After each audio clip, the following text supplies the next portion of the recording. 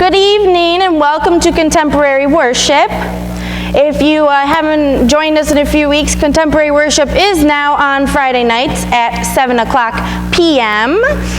And I have a few announcements to share with you before we get started. So the first thing is there are going to be Bible study groups that will be starting for anyone to join anytime. Adult Bible study on Sunday mornings from 9:30 to 10:30 will be in the nursery, and Jerry Clark is leading that. So if you have any questions, ask him. And there will be a Monday afternoon prayer and Bible study open to everyone. No sign up needed. Just come on Mondays 1 to 2:30 whenever you can. Just bring your Bible and an open heart to speak with God and grow spiritually. The next gathering will be Monday, October 19th at 1 p.m. Also, we kind of forgot / whatever about Tool and Blanket Sunday. So there will be a collection for the Tool and Blanket. There's a box here. This Sunday we're doing it. Okay. Next Sunday, we'll be handing out, October 25th, handing out boxes for Operation Christmas Child. If you have any questions about that, see Dawn. And I think she's handing them out anytime during the week that they're there for meals. That's the word. Sorry, words aren't coming to me. The lunch program, speaking of the lunch program, it's going well. We give out about 125 meals a week and are in need of supplies, very in need of supplies. So donations can be a check written to the United Church of Phelps and put the lunch program on the memo line, or you can contact Dawn to see what kind of supplies that she needs at the moment. Your help would be greatly appreciated. Thank you. Also, don't forget about the Christmas Bazaar, the November 6th and 7th. If you have crafts or goodies, see Jane or Linda Kataskis about that. If you would like to share any musical gifts during worship, please see Kay or give her a call. And we're not able to have our annual smorgasbord due to COVID, obviously, but we are wondering if people would like to put together a takeout turkey dinner, and if anyone is interested in helping lead that up there or help out with that in any way. Contact Missy, I think, to let her know so that you can be put on that list. Is there anything else that I should share? No? All right. Well, with that, we are going to start with a song that most of us know, My Lighthouse. So you can feel free to stand and worship as you please, or sit, and make sure you only hum or speak the words, and Anthony will sing.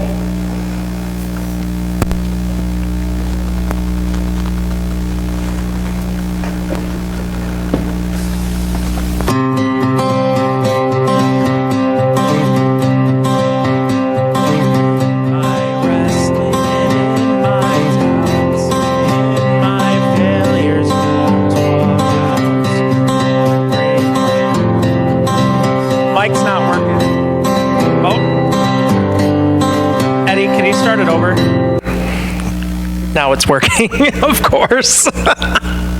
Thanks, Eddie. Technical difficulties.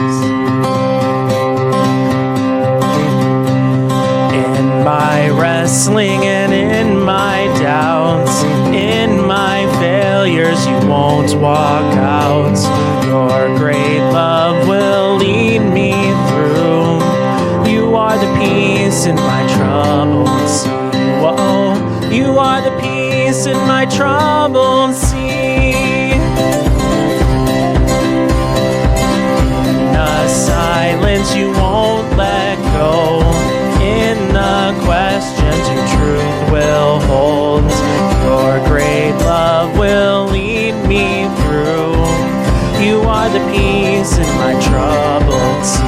Whoa, you are the peace in my troubled sea. My lighthouse, shining in the darkness, I will follow you. My lighthouse, I will trust the promise. You will carry me safe to shore.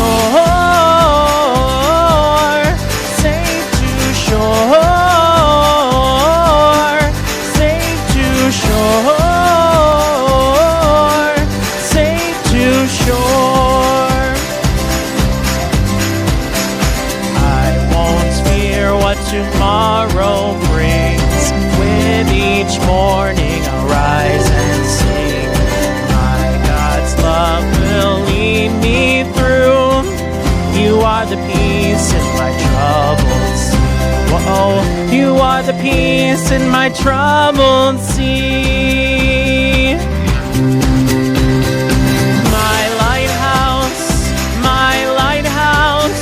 shining in the darkness, I will follow you. My lighthouse, I will trust the promise. You will carry me safe to shore,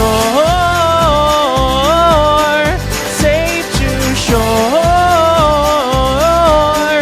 safe to shore, safe to shore. Fire before us, you're the brightest. You will lead us through the storms. Fire before us, you're the brightest. You will lead us through the storms. Hey! Fire before us, you're the brightest. You will lead us through the storms. Fire before us, you're the brightest. You will lead us through the storms. My lighthouse, shining in the darkness, I will follow you. My lighthouse,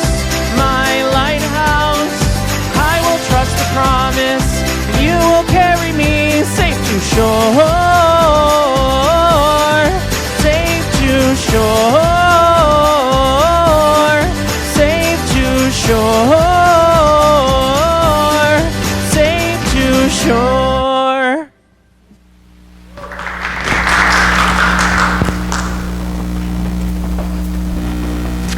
Thank you, Anthony. I also want to thank Anthony for filling in for me last week as I was away. I heard it was really good. I still have yet to watch it, but I am going to watch it. So, I heard Anthony talked about forgiveness last week, and that kind of went a little bit along with what we are talking about. So we're talking about the Sermon on the Mount. In my first week of the Sermon on the Mount, we talked about the Beatitudes and what those kind of were and what they mean. Anthony talked about forgiveness. So now we're going to move on to the next part, which is, you are the salt of the earth. And this comes from Matthew 5. And it comes from verses 13 through 16. So I'm going to read those to you first, if I can find them. Okay. So it says, you are the salt of the earth, but if the salt loses its saltiness, how can it be made salty again? It is no longer good for anything except to be thrown out and trampled underfoot. You are the light of the world. A town built on a hill cannot be hidden. Neither do people light a lamp and put it under a bowl. Instead, they put it on its stand, and it gives light to everyone in the house. In the same way, let your light shine before others, that they may see your good deeds and glorify your Father in heaven. So that kind of also brings us a little bit into next week, but I'll read the important verse for this week again, which is Matthew 5:13, and it says, you are the salt of the earth, but if the salt loses its saltiness, how can it be made salty again? It is no longer good for anything except to be thrown out and trampled underfoot. So we're talking about this big word called the practice of piety. Does anyone know what that word means? Christ-like? Yeah, it means the quality of being religious or reverent, if you look it up in the dictionary. So, the opening of chapter 6 of Matthew, it talks about how the disciples are to practice their piety, and if we look at the Beatitudes and the extensions, so kind of a little bit of what Anthony talked about last week, I'm thinking, and all about the practice of piety, which we're talking about this week, to be a disciple really means less about believing in a set of propositions and more about acting upon God's word as interpreted by Jesus. So we're not really it's not really about the believing, it's about the acting, and that's what we're talking about tonight. The quality of being religious, what it is to act upon being religious, and what it is to act upon the Beatitudes that we talked about, like being meek, and I remember that word. And what other words were there that we talked about? Does anyone remember? Pure at heart, merciful, mourning, peacemakers. Wow. It's like Betsy wrote them down or something. Well, actually, that's very helpful because I don't remember them off the top of my head. I am certainly not a perfect person. So, you are the salt of the earth. That is the part of the verse that we are focusing on. You are the salt of the earth. What do you think of when you think of salt? What's that? Spicing things up. Spicing things up. Bessie? It preserves. Preserves. Done. Brings out the flavor. Brings out flavor. If you have too much, it makes you really thirsty. If you have too much, it makes you really thirsty. I actually had a bunch of really good pretzels that had lots of salt on them last week, and I can attest to that. And don't ever use salt in place of sugar. Don't ever use salt in place of sugar. That's, yeah. So, when we think of what do we use salt for, we think of usually in like foods, or like medicines, or melting snow. She said a naughty word. Marianne? It's something kind of basic. Yeah, something very basic, right? So when we are called the salt of the earth, are we being called snow de-icer and food taster and basic? I mean, if you think of it, if you think of it that way, it's kind of not so much. But let's keep going, okay? So, also, if any of you know about Lot, Lot's wife was turned into a pillar of salt, right? So, sometimes, actually in the book, the lady gave a story, and she said when she was little that she used to thought it said a pillow of salt. So she thought Lot's wife was turned into one of those little pillow packets that they put like in shoe boxes or in backpacks or purses or whatever to keep them not moist. I think that's what they're for. So that's what she thought it was for. So, so are we to be turned into just a pile of salt or one of those little pillows of salt? That seems kind of scary. Not exactly where we're headed, right? But it's still preserving. Also, salt was used for sacrifices, right? And there's multiple places in the Bible that show that using salt for sacrifices. So are we sacrificing somebody in this to be a disciple? Maybe we're sacrificing ourselves. There we go. Maybe we're sacrificing ourselves because we are the salt of the earth. So if we put all those kind of things together, preserving and being the salt of the, what did you say? Sacrificing ourselves and being the salt of the earth. Some explanation comes from that. Some of those things are, we explained the different parts of salt in the Bible and in our lives and in the food and the snow and those kind of things. But what does it really mean? Does it really mean that we're actually salt? No. So first, the first point is that we are to make the world alive. We are to represent God. Because being the salt of the earth is a command, is not a command, but a fact. It's a fact. That's what we are. We represent good, and we are to make the world alive and renewed and good again. The second point is that salt was always seen as valuable back in Jesus' time. And this is because it was very precious and it was hard to find, hard to come by.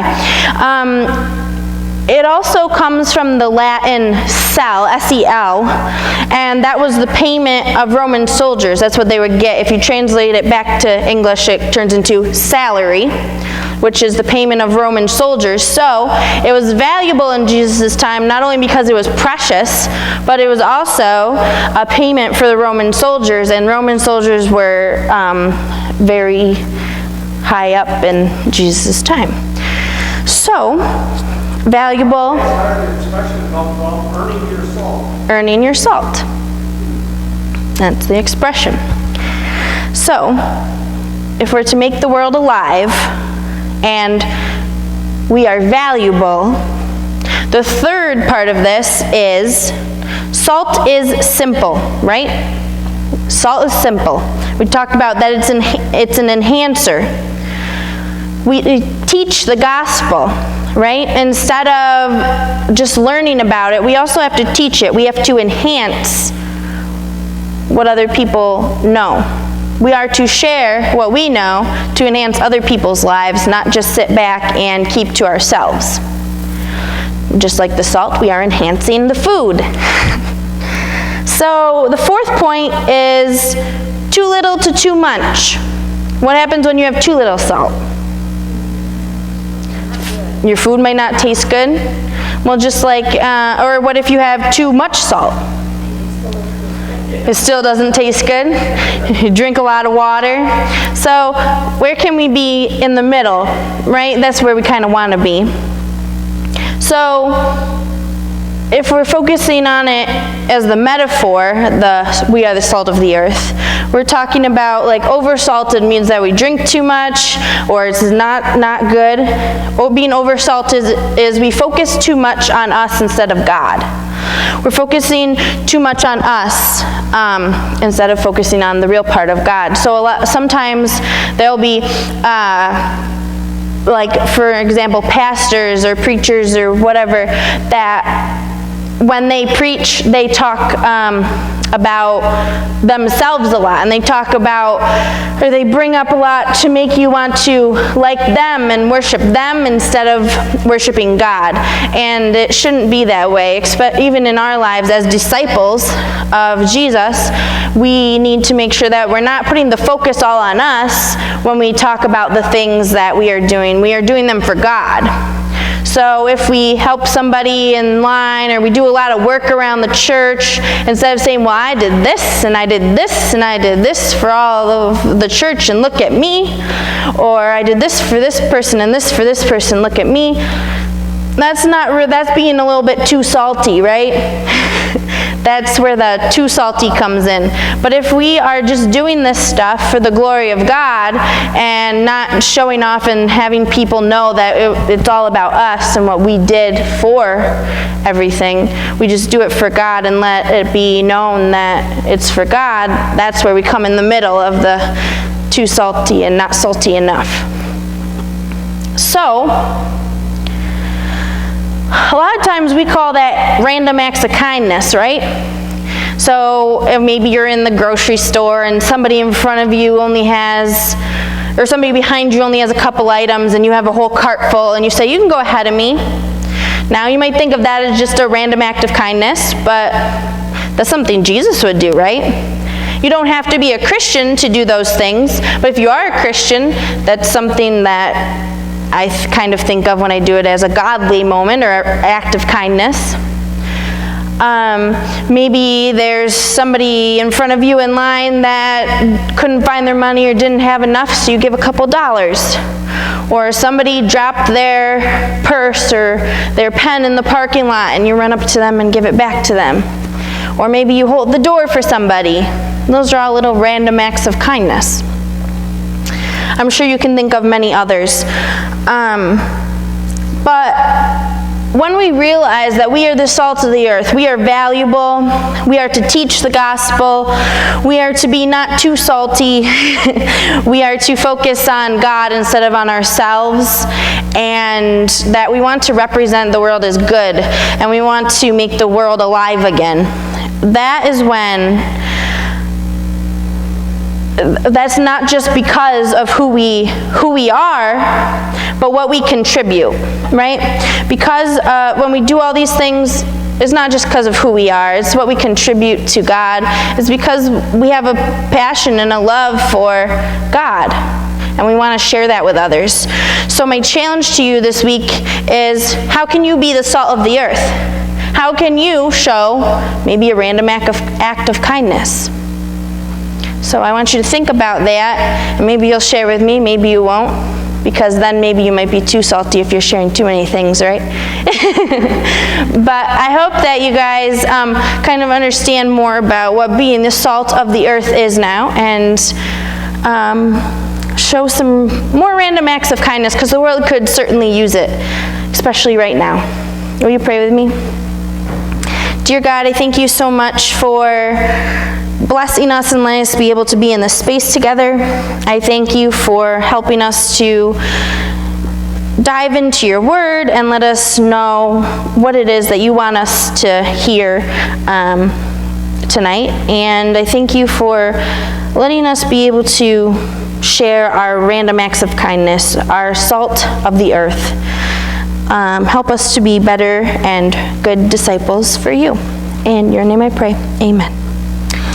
So, our last song is Christ is Enough, and this is kind of like being a disciple for Jesus. In the chorus part, it says, I have decided to follow Jesus, no turning back, no turning back. So, it's kind of pulls in an older song into a newer song. So, take a listen.